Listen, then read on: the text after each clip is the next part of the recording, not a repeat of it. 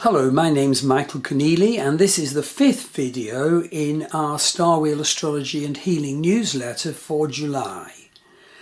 And it's about Venus love issues. It's a bit longer than the other ones because Venus issues could really trip us up in July, and it could be the joint strongest of the difficult energies of July. The other candidate being the Saturn opposite Mars T-square Uranus that I described in my video 1. So, Mars and Venus are in exact conjunction in Vedic Cancer on July the 13th. They're pretty well transiting side by side all through the month. And the big thing is that this conjunction is square Uranus. Now, Uranus makes Mars super impatient and revolutionary, and Uranus aspecting Venus can make one somewhat sort of ungrounded or inhuman about the expression of love, because it's wanting interest and fascination, and it's very attuned to, to gadgets and that type of thing, and IT. Now, I absolutely want to say that it's an incorrect fallacy that's often stated in Western astrology that the Mars-Venus combination is good for love. It isn't. Its passion and fireworks can be nice, or not. It might last, or it probably won't. And with Mars in Cancer, Mars might want to be caring and relationship orientated, but he gets very emotional, very het up and conflicting. So that makes his interaction with Venus more fraught. There is Venus-Mars attraction, but there may not be bonding, nor the deeper unconscious side of sexual attraction that is declared about in Vedic love astrology, its most ancient backbone, the Ashtakuta system, which I use when I do astrology of love readings. The Ashtakuta system has great strength. It declares whether a couple will have a nesting ability and energy between them. But of course you have to add in many other factors in the two charts which may boost that or destroy it. You can't just use the Ashtakuta system. So here we have a situation where people think, or many people think, the Mars-Venus attraction is the thing, but it's not. And in fact, the part of the 9 facets of the part of the 8 facets plus 4 add-ons of the Ashtakuta system, the part that's called Yoni, declares much more accurately the deeper unconscious side of sexual attraction.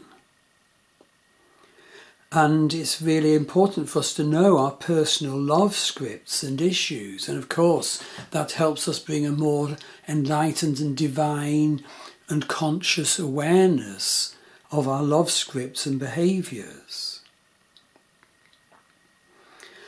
So let's look at the details of Mars and Venus in July.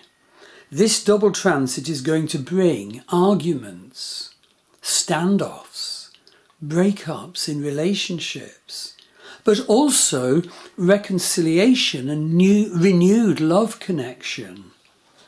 So Venus transits from 11 Vedic Cancer on July the 1st, entering Vedic Leo on July the 17th, and ending the month of July at 16 degrees Leo. And when Venus is in Cancer, there can be fullness of creativity and love and caring and kindness and emotional openness and sensitivity, although this energy can be over-emotional and indulgent and changeable.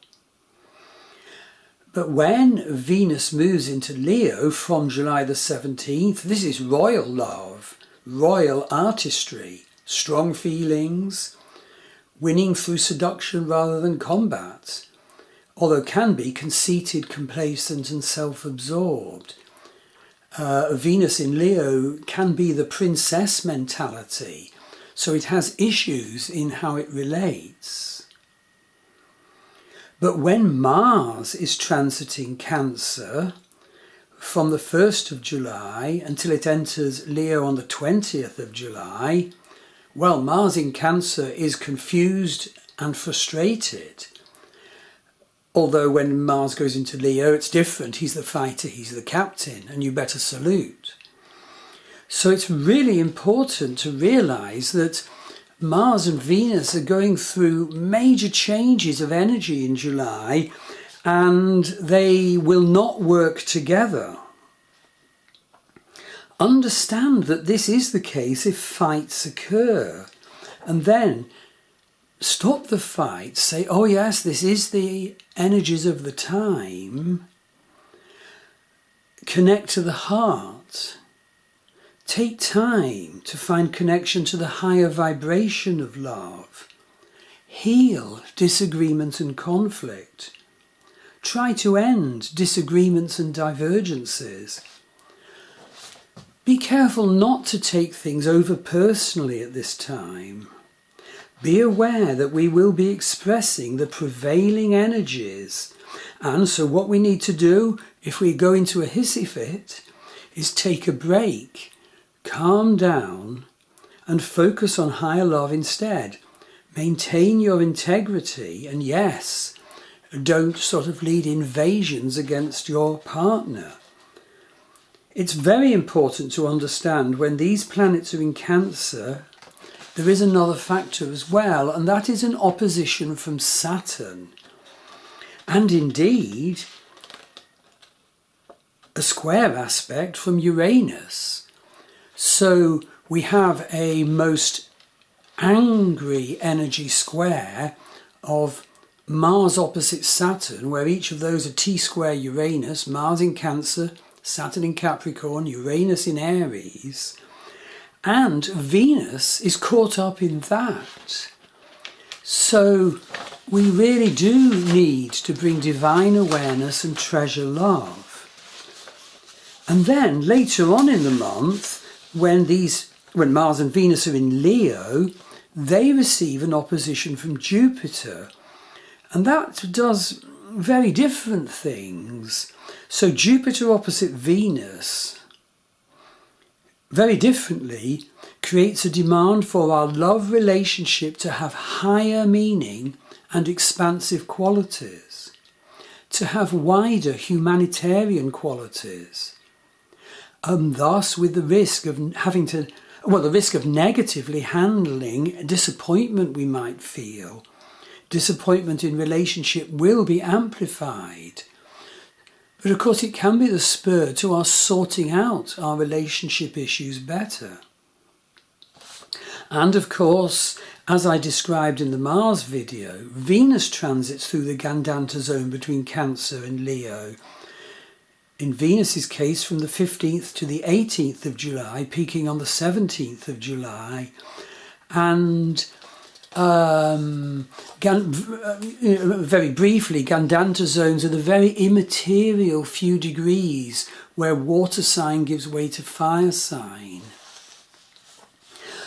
And importantly, what we can look for when a planet is transiting there is that they can be a gateway to realization that this world is not fully supportive and real. It is Mahamaya, the great illusion. Important because we come here to burn our negative karmas and to boost the talents, the special talents we came into from past life. But it's not real, and the true reality is the God realm beyond. So when Venus and indeed Mars transit the Gandanta zone, make space for visionary openings and intuitions. And a big twist to the tale is that Venus is square the nodal axis exact on the 27th of July. And so this brings fate and destiny dimensions to love. So I hope this has been of use. Of course, there's an accompanying blog for all the videos, so you can read over the detail more fully. And you can get in touch with me for a personal astrology reading or a relationship astrology reading, enrolling for both on my Starwheel astrology website. So please hear that July could be difficult and fraught for love. We don't enter the drama if we can avoid it. And if the drama happens, we pull back and make the divine connection to love. Thank you.